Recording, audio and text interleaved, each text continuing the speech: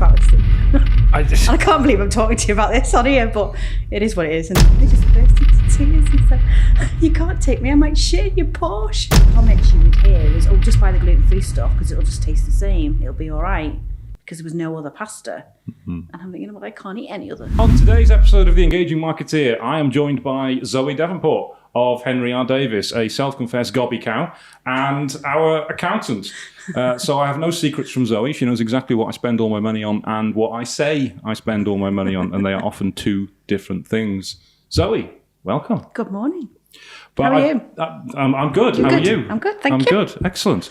But I believe you don't want to be talking about accounts as such. No, because accounts is boring. So don't switch off because we're not going to be talking about accounts. No tax, no accounts. Something a bit different, I think. Something a bit different, I think. Yeah. So what exactly would that be?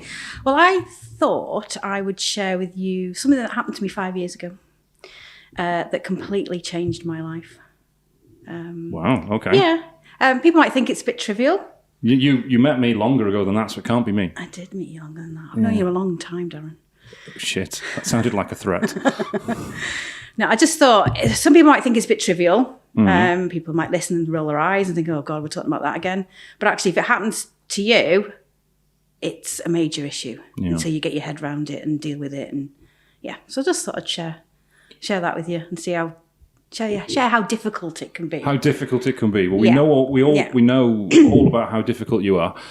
So, what is it? What happened to you 5 years ago? So, January 19, I was diagnosed as being celiac, which means I can't eat gluten in any way, shape, or form. Had lots of symptoms for years and years and years. Irritable bowel syndrome, as they called it, which is lovely to talk about. Delightful, lovely image. Anemic, so I wasn't absorbing iron, B12, things like that. Finally got diagnosed by blood test. Then they make you eat gluten for 12 weeks. To see what the effects are. And then send you for a camera down to take biopsies and things, which is lovely. This is all sounding delightful so far.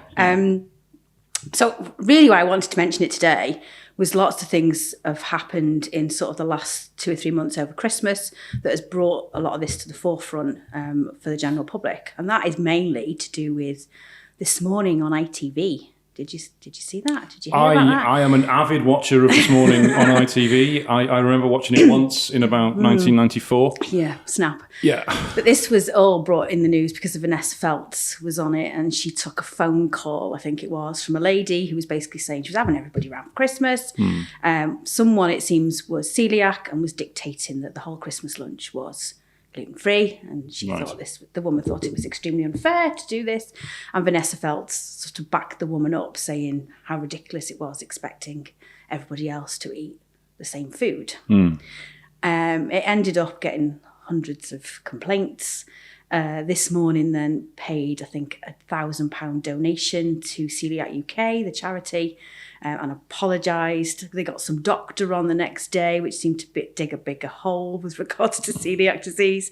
And then they finally, I think they've had her on twice now. There's a celebrity chef called Becky XL that does gluten-free cooking. And she was basically showing the world that you can cook anything gluten-free. Yeah. So it was more to do with that. But then also the way that supermarkets are at the minute, it's all about cost cutting, savings. If I compare this Christmas just gone to like 2 or 3 years ago, it's been a nightmare this year, just gone. So we had all my family around on Boxing Day like we would normally do. You don't want to cook, do you? You just want to chuck crap in an oven and heat it up and eat it. I went to 6 different supermarkets. Couldn't find any of their party food that was gluten-free. Yeah, I think 2 or 3 things I managed to get, which are naturally not gluten-free anyway, sort of thing. And just how difficult it was to sort of cook without wanting to cook everything from scratch myself. Yeah. So it was all about really restaurants, supermarkets, and the experience you get by being celiac and how difficult it can be. So, so this woman that was complaining on This Morning about cooking food, she felt that it was unreasonable that somebody would make that demand. Yeah. And almost as though this person was vegetarian and was insisting everybody eat vegetarian. Yeah. Which is a completely different thing, and in most cases is a lifestyle choice. Yes. Whereas if she were to consume gluten and she's celiac, yeah. Well, let's go into that. What happens? So there's 4 people in my family that are celiac. Yeah. And all 4 of us have completely different symptoms. Okay. So one of us doesn't get any at all, but there's other reasons why they ended up finding out she was celiac. One of us throws up. I am the opposite end, which is just great. It's beautiful. So depending on how much gluten I eat, it can be 2 hours, 6 hours, depending on. And I start getting pains in my stomach. And then if I'm not anywhere near a toilet within 10, 15 minutes, that's not a good look. No, it's not. And I've had times when I have been caught out, and it's really not. It's so embarrassing. I can't believe I'm talking to you about this on here, but it is what it is, isn't it? Well, it's all right. It's only going to go on iTunes, Spotify, I know. Amazon Music, Audible, YouTube, Facebook, LinkedIn. It's fine. It's fine. Yeah. So when we do cut a reel together, guys, for LinkedIn, we tag Zoe in. Make sure that bit is one of them. That's fine. Because I think it's a beautiful advert for Henry R. Davis as well. Really. It's come along, Zoe. My shit. No, it's not a good look, is it? No, I think the worst thing was when you first get diagnosed, you sort of. I was talking to a barmaid in our local pub, and she'd been diagnosed not that long ago. And you sort of think, oh my God, what the hell am I going to eat? How am I going to cope? How am I going to go out to restaurants? How am I going to deal with parties and being invited to other places and stuff without sounding like you're the most anal person ever going, oh, I can't eat that. Make sure you do this. Yeah. And the Coeliac UK, they will, they will recommend that you don't eat anything that what they call may contain. So if there's a may contain warning on a packet, it's probably because it's been made in the same factory. And you get cross-contamination. And you can get cross-contamination. Yeah. I would never, to start with, eat anything like that because I just thought, oh no, it's just not worth it. Now, anything that's got may contain on, whatever, I eat it. I'm not too bothered. I nearly had an accident last night because I very nearly either wasn't here or might have been ill here. So I had my grandson last night. This is when you took him swimming? Yes, we go swimming on a Thursday evening. He comes and stays at my house overnight. He had his dinner. He then wanted a yoghurt. The only ones we had in were my stepsons and the Muller Corner ones with the chocolate balls and whatever, and he wanted one of them. Classic. Who wouldn't? Yeah. So he ate 3/4 of it, couldn't eat any more. So me, naturally being, I'm not wasting that. I'll finish that off. But a spoonful of yoghurt in my mouth, realising the chocolate balls were in there, thought they were filled with rice, like Rice Krispies. Oh no, they were biscuit. Looked at the wrapper, wheat all over it, and I had to spit it out, and luckily didn't swallow it. Otherwise, I might not have been here this morning. Otherwise, you'd have been blowing like a volcano. Yeah. So the funniest story, I mean, I got diagnosed, had the endoscopy. Yeah, you are celiac. You go on a waiting list to see a dietitian who tells you what you can and you can't eat. And not long after that, I was going to New York for the first time, and I wanted that whole experience. It'd been booked for 12 months, wanted to go and eat a hot dog and a pretzel and all that sort of stuff. And obviously couldn't. And just, oh my God. And yet you end up planning stuff with military precision, which I tend to do anyway. But you tend to not just call in on a whim anywhere anymore. You're looking on their website. You're trying to see whether or not there's anything on there that says that they'll serve anything gluten-free. If you look on TripAdvisor and you search gluten-free restaurants, they tend to be gluten-free options, which may mean there's one thing on the menu they can tweak. It may mean that, like you say, it covers all bases. It's dairy-free, it's vegetarian, it's vegan. And I just don't want to eat gluten. I want to eat everything else, sort of thing. So I was really, really bad. About 12 months ago, Craig and I went to a cafe in Chester called Marmalade. And I'm sure they won't mind me plugging this. Marmalade are fantastic for gluten-free, dairy-free, everything. And I was there on Saturday. But there was a father and daughter sat next to us, and they made such a big fuss about ordering everything had to be gluten-free, dairy-free. Someone had something else as a tolerance. And I'm sitting there thinking, God, how bad are they? And Craig says, you used to be like that. I was like, was I? And he was like, yeah, you would be really anal about everything. He said, but now you've relaxed because you've grown more confident in what you can and can't eat. So I can eat sourdough, which effectively has got wheat in.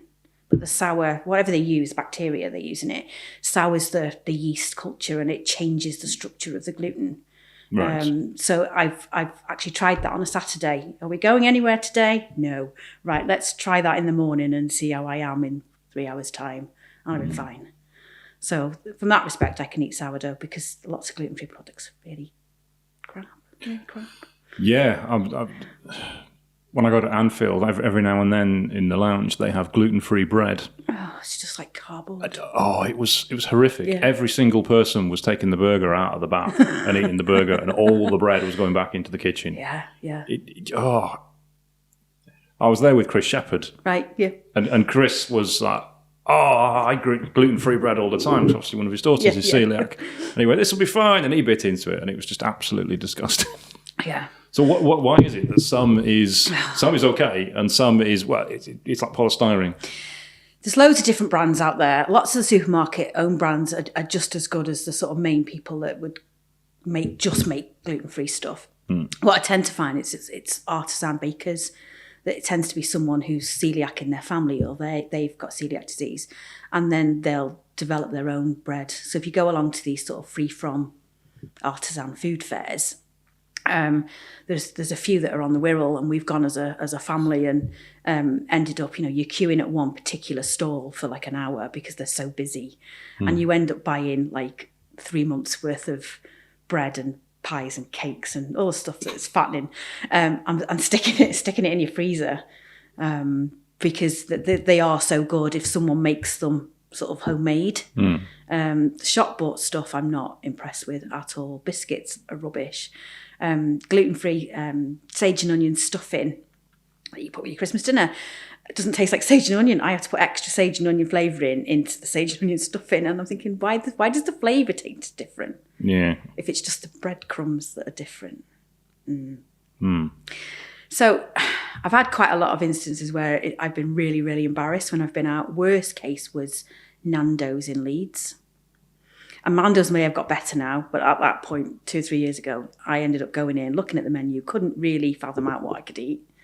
Asked somebody, and they brought me a ring binder about this big. I went, oh, there you go. There's all our nutritional information. Have a look at that. Just find it yourself, and basically. It was just like, oh my God. I don't want to be sitting there with a ring binder when everyone's looking at you thinking, what's she looking at? I just want to order food. And they're a little bit better now. I think you can have a bit of a fiddle on their online menu and stuff. Yeah. That was not a good experience. So do you think restaurants are doing enough for it? Some are and some aren't. So like Brunning and Price, all of their pubs, they're trying to make most of their food gluten-free. So I know I can go to any Brunning and Price pub and eat really what I want, which is great, rather than sort of like the token gluten-free meal. Desserts are normally the worst because you normally get fruit salad or ice cream, and then someone comes along and puts a wafer in it. Thanks, I can't eat that. And you can guarantee they're going to go back in the kitchen and just take the wafer out and bring the same ice cream back out. Yeah. Rather than serving you fresh ice cream, and the chances of something being in there, however small, might get you. Yeah. Some I found that they don't do anything gluten-free at all, and their opinion tends to be, oh, well, actually, I've never really been asked. No one's really come in and said they need anything gluten-free. But actually, that's because most people who are gluten-free will have done some research beforehand, and if they can't find anything, they won't go in there online or anything on TripAdvisor, they won't go there anyway. And their view is, oh, well, I'm only missing out on the one person. But I've tended to find that family dues, or I used to be in Deeside Ladies Circle, B&I. I try and make sure that I'm involved in organising where we go, and then I'm dictating. Because you're a busybody. Yeah, well, I am a nosy cow. Yeah. I am dictating then where everybody eats, because then I know I can eat. So actually, restaurants that are saying, "Oh, I'm just missing out on one person." Yeah, they're not. They're missing out on the whole party. Yeah. So that all they would need to do is put something on their website, something on their Facebook page that basically says, actually, we can tweak most meals to make sure that they're gluten-free. And then in theory, I'd probably try there anyway. You said you were diagnosed 5 years ago, but presumably you didn't suddenly just have it. No. So symptoms for years that are similar: stomach pain, bloating, diarrhea, lack of energy. How I think of celiac disease and what it does to your body. So the gluten affects the lining of your intestine or your stomach.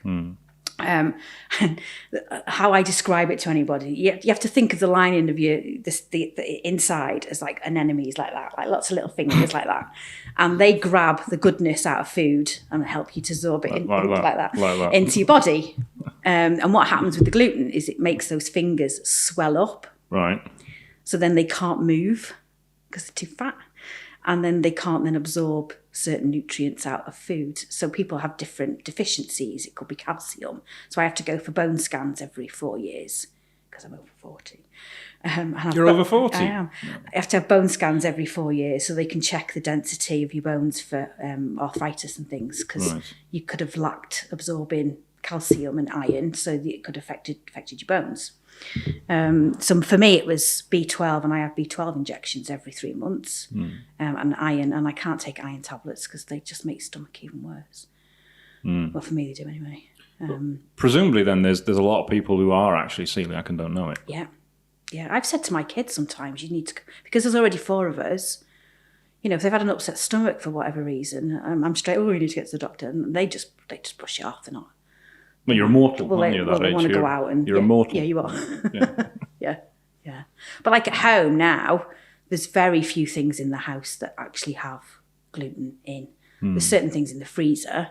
There's probably a loaf of bread, but we tend to cook everything from scratch and really not eat gluten in the house at all. And I don't, eat hamster food. I eat everything.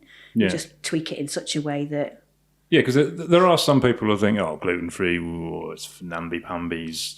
People think it's a lifestyle choice. Yeah, you can have a big, massive, red, juicy steak. Yeah. Oh, yeah. It's better for you if it doesn't have gluten in it. It's purer food. Yeah. So, question I'd ask then is, why do we still have it? I know. There's wheat. It's scary what wheat is actually in. Yeah. The amount of things you think you can eat, and then when you actually look at the ingredients. I'd called in Asda the other day and was just looking for something to get for lunch. It's in beer. It's really, that, and I quite like a pint. I know. Gluten-free beer is all right. If you can go to some sort of smaller micro pubs or ale houses, a lot of them will have gluten-free beer on tap now, which is great. Nice. But yeah, some gluten-free beer I buy and it's all right. But it's scary what it's actually in. I was trying to buy a tin of soup. I'm trying to find a tin of soup that didn't have wheat in. There's no reason for that, really. It's a thickening agent rather than using corn flour. Yeah. So I can eat corn flour, rice flour, almond flour, anything like that that's not wheat. And what people forget is you can't have barley malt either. So the malt in malt vinegar is so weak that actually I'm all right with that. But like Kellogg's put barley malt in all of their cereal. So even though they're Rice Krispies or corn flakes that in theory aren't made of wheat, they put barley malt in the flavouring, so I can't eat them. But then Asda's own, Tesco's own, they don't put it in, so I can eat them. Presumably it's cheaper to use wheat than to use... Yeah, and I think that's where I'm coming back to the very start about the party food that I was looking for at Christmas. Used to go to the Co-op. It used to be a big thing between me and family members that the Co-op Christmas party food was out, and we'd go and raid the local Co-op for all their fresh food and buy like 3 of each and stick it in the freezer. There wasn't one thing in their fridge that I could find this Christmas that didn't have wheat in it. So obviously here at Engage Web, we've got... Leanne's not gluten-free, but she tries to avoid it where possible. Her mum is. Yes, yeah. So yeah, Viv is. So the mother-in-law, I've still not killed her off. I'll keep trying. We've got Emily, who is lactose, dairy-free, vegetarian, which is very specific. Yeah. should businesses be doing a lot for people with specific dietary requirements? Because we provide Valentine's Day chocolates, for example, and advent calendars at Christmas for them. And we always have to find something special for Emily because she can't eat most stuff. But a lot of businesses won't do that. They'll just, here's a bag of Maltesers, knock yourself out. Yeah. Should businesses be doing more, and what should they be doing for their... It's a difficult one, isn't it? Because a lot of businesses now, small businesses in particular, are really struggling from a cash profit point of view. Should they be targeting specific markets? It's really hard. I don't know whether to say yes or no, because from my point of view, it'd be great. But actually being the accountant and being on the opposite side of things for some businesses, actually, maybe not. I mean, for Emily, because she's got a couple of different things that she won't eat or can't eat. She's very fussy, which is what people will say about people who are gluten-free. You're fussy. I mean, the things I've heard is, oh, you'll be fine, just eat it. And luckily I'm not going to die. It's not like I'm going to have an anaphylactic shock, experience. And it's not like some people that are with peanuts and sesame seeds and stuff like that. I'm just going to end up not very well for a couple of days, and it does take a few days to sort of get yourself back straight. I feel like crap for a few days. You've got no energy and stuff. You could always do what my daughter did. She's lactose, and we discovered this in the Hilton in the hotel once. And in the hotel, she was eating butter and bread and butter. That's all she was eating. Lashings and stacks of butter. That's how we discovered she was lactose, because that night was gone. But now, whenever there's a situation where she's staying with my other daughter, for example, it's like, eat that, it'll be fine. It's like, well, I'll do it, yeah, but it's your toilet, Kira. It's your toilet I'm going to be in. So when they say that to you, just eat it, you'll be fine. Okay, I'll use your loo then, shall I? Yeah. And we'll have an explosion in your loo, and you'll see how fine I am. That's the funniest story I can tell, actually, about a loo, as in... It's always the funniest ones about loos. So... I've been married to Craig now just over 2 years. We've been together about 4 years. So no secrets now for loos. No. And the first time I ever went round to his house and he cooked dinner, I had been on a networking event in the day on Zoom where they sent food to the office, food and wine to the office, and he did this whole networking event because it was COVID and stuff, wasn't it? Coming out of COVID. And I'd eaten that. I was assured it was gluten-free, and it had gluten-free written all over all the different things and stuff. But there must have been something, because I hadn't eaten anything else all day other than that. There must have been a tiniest amount of gluten, because it can take a while to go through me depending on how much I've eaten. I'd gone round to his house. He'd cooked dinner for the first time. It was all romantic. It was lovely.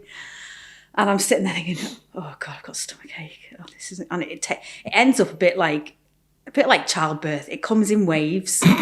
And it creases me, and it's so painful. And I'm like, I'm really sorry. I think I'm gonna have to go and use your toilet. Yeah, it's fine. Go and use your toilet. And I'm thinking, oh my God, I can't stay here. This is so embarrassing. And 3 times I ended up going to the toilet within like an hour, to the point where I was really upset, and I was like, I'm gonna have to go home. He was like, oh no, it's fine. You don't have to go. And no, I'm gonna have to go home.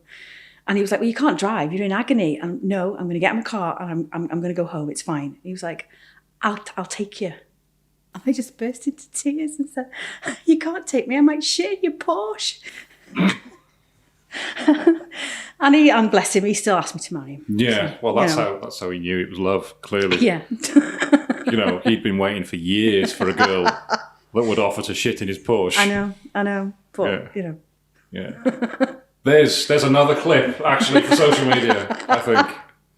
Yeah, what are you going to call the title of this podcast? Let's meet Zoe. You might shit in your Porsche. I might shit in your Porsche. We have a title. This is like Alan Davis as yet untitled, isn't it? Yeah.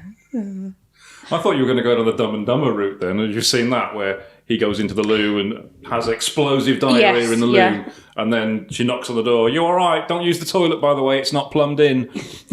And he's trying to throw it out the window. You didn't get that bad. No. I've had experiences where I've been in a department store and I've eaten something and I've had to go to the ladies and queue.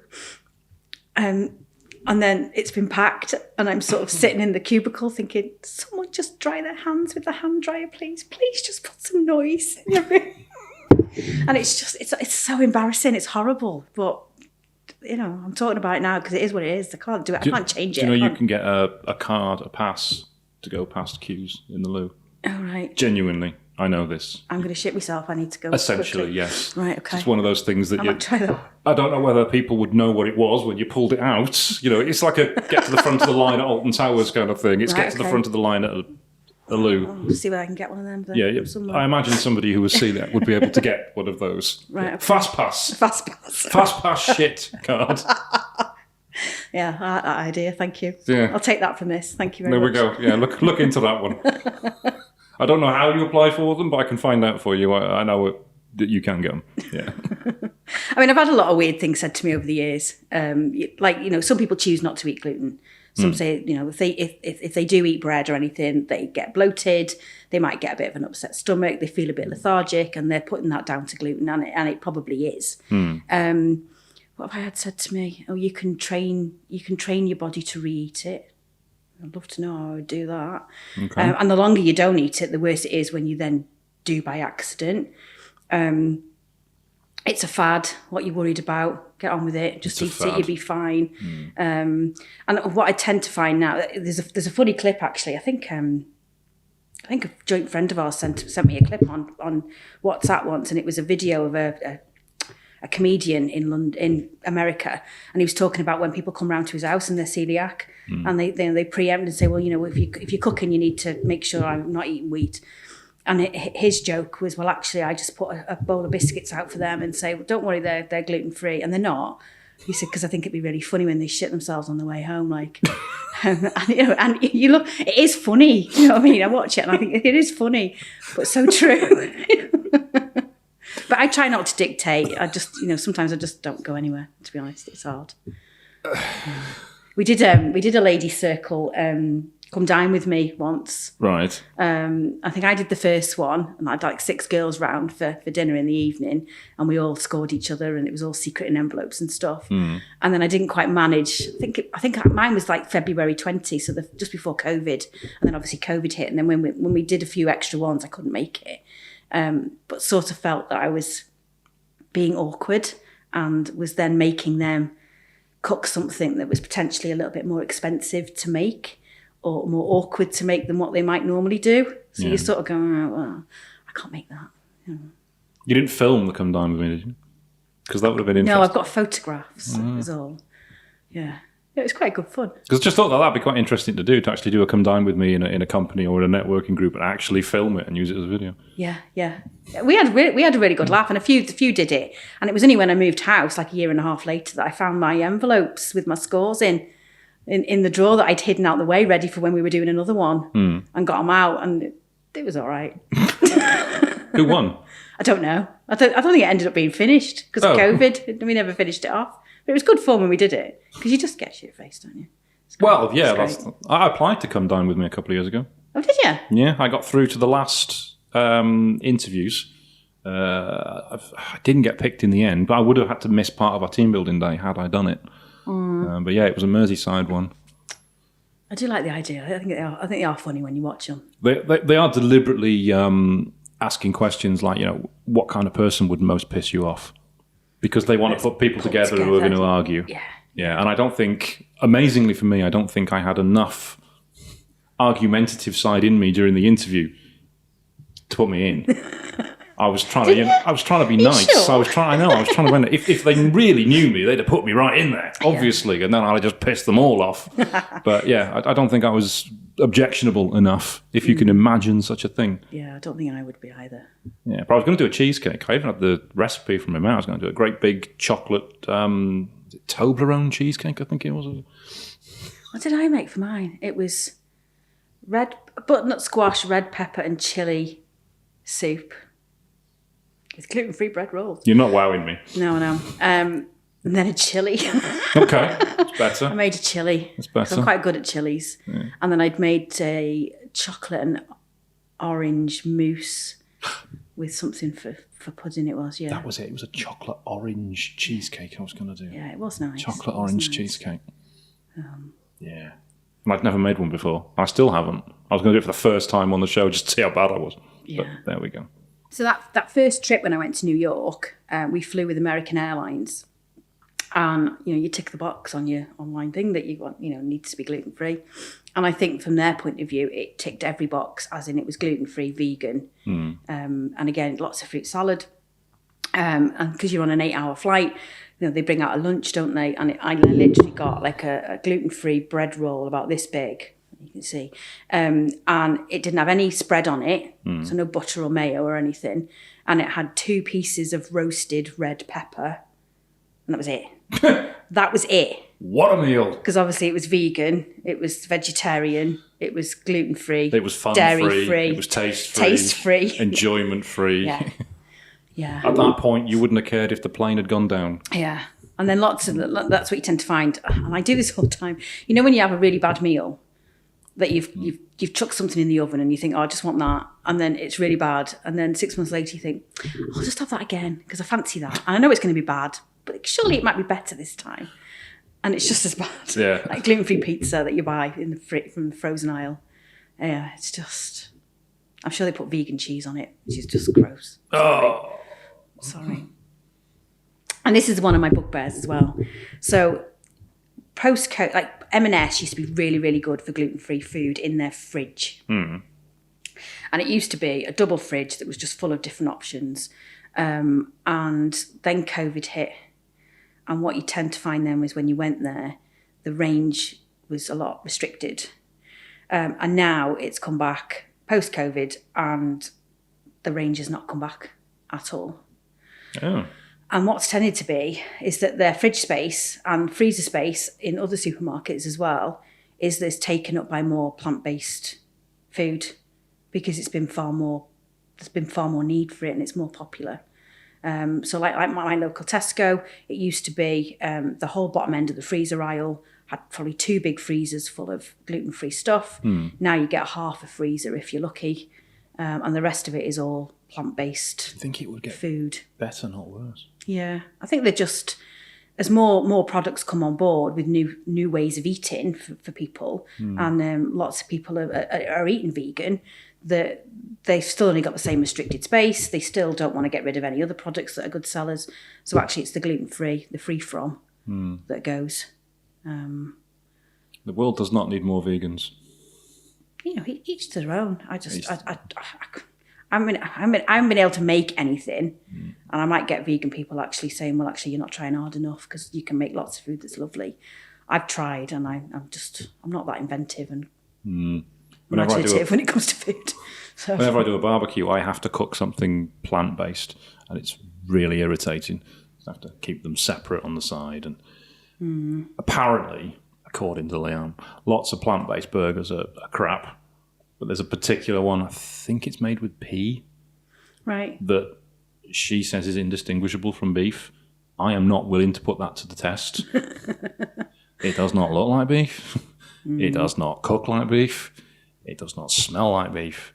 And it's made of peas. So, no. But apparently, that's really good. Whereas lots of other different plant-based ones are horrible. Yeah. I've had plant-based sausages. I think only because I'd bought them. We've got a couple of people that are vegetarian in the office, and I just bought them when we were doing, because I tend to do the last day of the year before Christmas.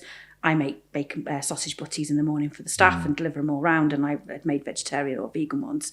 And you have some left over at home, and I ate them, and I didn't enjoy them at all. I think Craig said they taste like dish water. But each to their own. Yeah.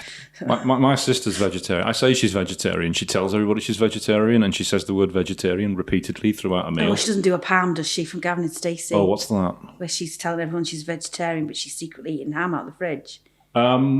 Worse than that.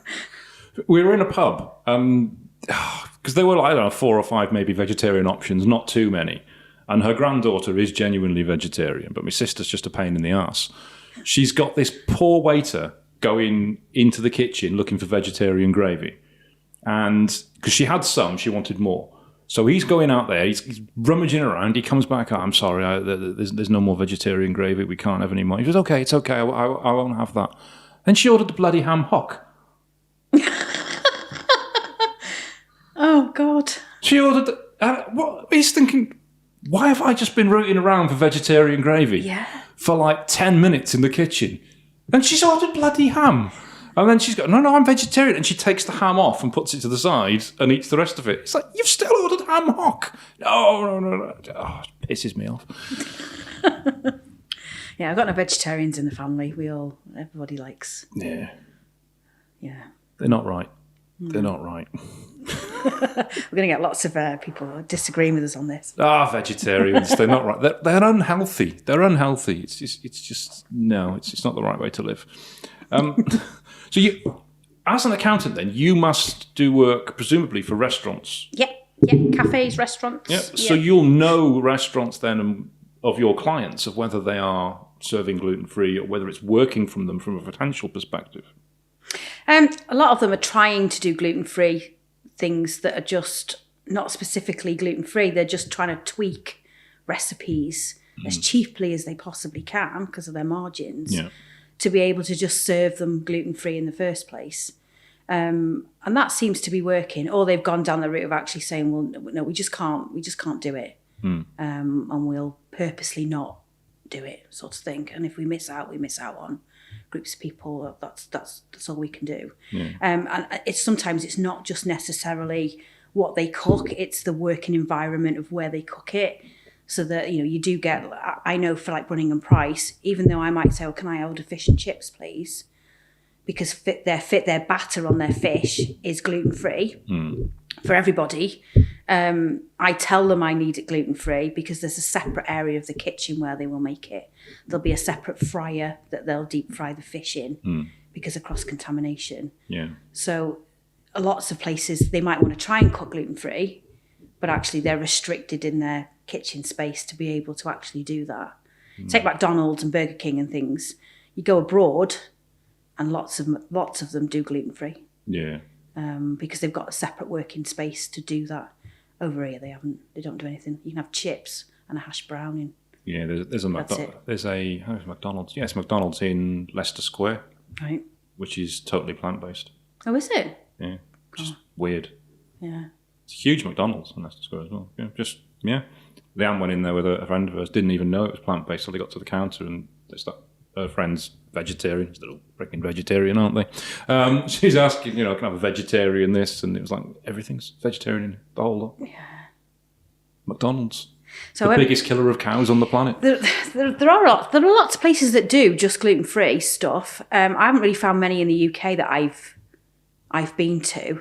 But like Craig and I went to New York last year, and we found an Italian restaurant that everything was gluten-free. And so there was no wheat at all in their kitchen. And I got to eat cannolis because I've always wanted to eat cannolis. Do you know what cannolis are? Yeah, why don't you explain it to me just so that other people find out. So I used to watch, there's an American TV program called Cake Boss where you've got a family from New Jersey that actually make huge, ginormous cakes for different events and stuff. But they also run a bakery and they make millions of cannolis all the time. So they're like tubes. I don't even know what they're made of. Obviously wheat. And they're filled with ricotta. Right. Sweet ricotta cheese and lots of flavourings and stuff. And they're really nice. Yeah. And I've always wanted to eat a cannoli. Not that I'd ever tried one, but that was what I always wanted to do. And they actually served gluten-free cannolis. So as you can imagine, it was... pick the rest of your meal based on what I can eat pudding first because I can eat cannolis. But, sometimes you get places, there's a few Italians in Chester that will cook separate gluten-free pasta for you. Whereas this one in New York was just, everything was gluten-free.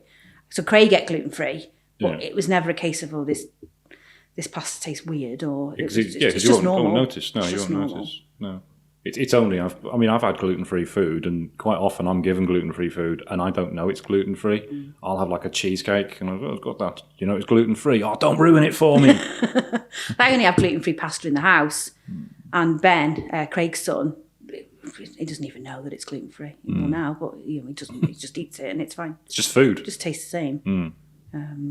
It's just the other stuff that doesn't taste the same. Like people try and make tiger loaves. Now, if I could just have a day where I didn't get affected by it, I would sit and eat a whole pack of milk chocolate digestive biscuits that are McVitie's because any other brand is just not the same. And I would then eat a huge tiger loaf, toasted with loads of butter on. Those are the two things I would eat. And I'm hungry now. I Weetabix and Shreddies. So go on forever now. Yeah, just they sell gluten-free Weetabix, and they're like £4.50 for a pack of 8. And I'm like, oh, if I don't like them, then yeah, it's a bit of a waste, isn't it? So it's just going to be cardboard, isn't it? Yeah, most of it is. Yeah. So yeah, I try and make a lot of my own cakes and stuff and scones, and I've not quite mastered bread. My sister's mastered bread; she's pretty good. Why doesn't she teach you? It's just timing in it. She's got the whole like scientific formula of what flour to use and stuff. Whereas I'm just like, I'll shove it all in, see what comes out, it'll be fine. That'll be why it's not working. Probably, yeah. I mean, cakes are all right. Okay. You never brought any cakes, with you. Didn't bring any today. I didn't know. No, blame my grandson for that. Okay. I made a lime and coconut loaf cake at the weekend, and he had the last slice. Apparently. Did he? Little bastard. Desperate to come up and have Little cake. bastard. Yeah, but he did enjoy it. So when you went to New York, obviously New York's a huge, bustling metropolitan city, so it'll have dietary requirements for every conceivable person. London, I imagine, would be the same. You've got to be careful where you go on holiday, because there'll be certain places you go where that probably won't have. I mean, Blackpool, for example, probably has limitations on where you can go and what you can eat. Yeah, so I'm already looking. So we're going to Poland in a fortnight. I'm already looking there of where I can eat, which is fine. Most of them are okay. To be fair, abroad's probably better. Had a bit of it was disappointing when you go on holiday, sort of like on a beach holiday for a week. We went to Crete last year, Cyprus the year before, and it's all inclusive. So there's lots of little things on each dish that show whether or not it's got wheat or dairy or eggs or anything in, that they need to do. But actually, the puddings just fall down every time. It's jelly or ice cream. I like jelly and ice cream. As you can tell, I am a pudding. I would pick a meal based on what I can have for pudding. Yeah. Yeah. There's nothing wrong with that. No. Nothing wrong with that. No. So, favourite cheesecake? Salted caramel. Oh, classic. Classic. Have you been to the Cheesecake Factory? No. There's one in New York, Is there? Yeah. Oh no, I didn't. No. Yeah. They have got in New York there's 3. I might even be 4 now. Restaurants all under the name of Friedman's, Right. and everything there is gluten free. They're really good. The first time I went there, we virtually ate there every day because it was me being anal at the time, knowing I could eat there, and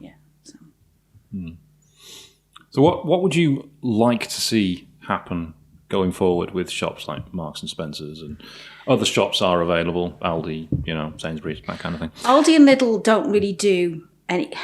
Some of their own food is just naturally gluten free anyway. If you buy their cheap sausages, they've always got wheat in because they're padded out with breadcrumbs. If you buy their more expensive sausages, you tend to find them that they're gluten free. Specifically gluten free products, they might now do as a centre aisle, in the basket things, and it's a special. So you do get them every now and again, just not very often. The other supermarkets, even if you could just go back to what was there before COVID, that would be great. Just so that there's a more choice, especially of fresh stuff. For M&S, for instance, you can get a pizza, you can get garlic bread, you can get fish cakes and chicken nuggets and things like that.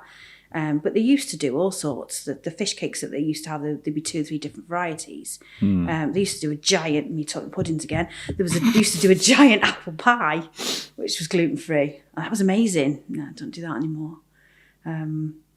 So just back to where it was would be great.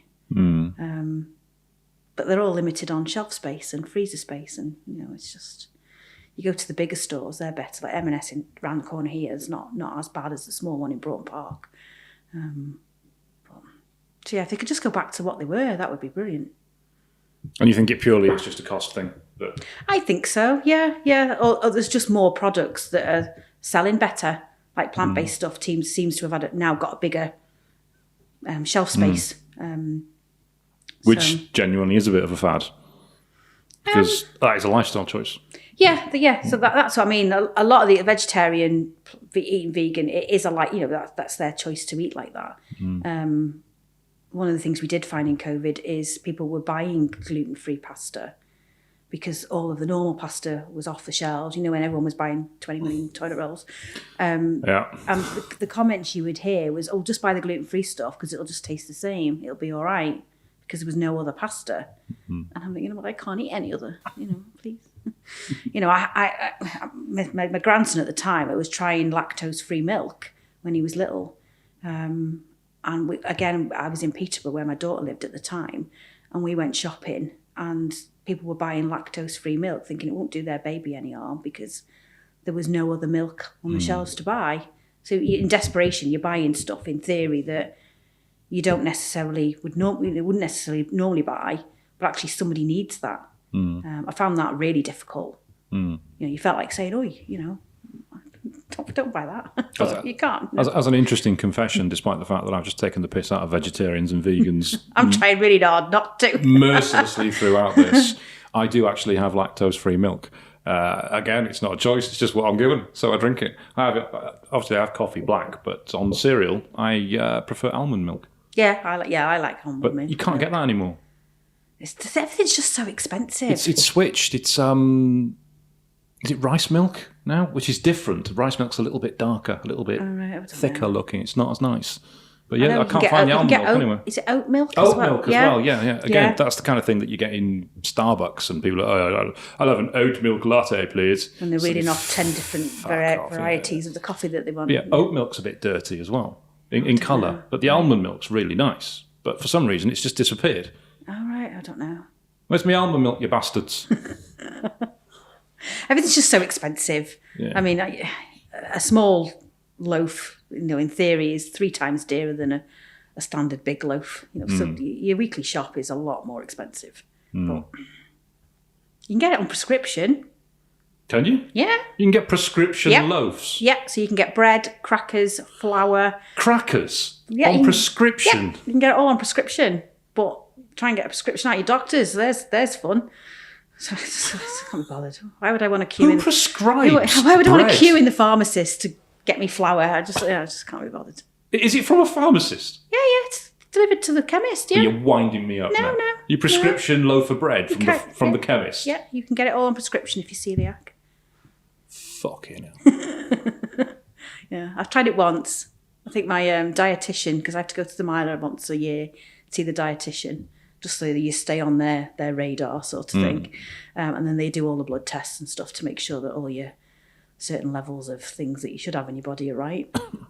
And she said, have you tried these? Have you tried these? No, not really. And then she said, yeah, I'll write a prescription for you. And yeah. But like you say, it's all the stuff, if you're trying to lose weight, it's all the stuff you don't really want to eat anyway. Because it's all bread and pies and cakes. You mentioned earlier that people who eat bread worry that it bloats them. They get we all get a bit bloated by bread because it is something that naturally makes you put on weight. Yeah. I've tried to cut it out a few times, but I just love a sandwich. Yeah. See, I have phases. So I'll buy stuff. I'll buy a gluten-free loaf, and then because it is so expensive, I then find I need to eat it as quickly as possible because otherwise I won't want it in 2 or 3 days' time. And then it's a waste then, isn't it? You end up throwing it. Yeah. So, yeah.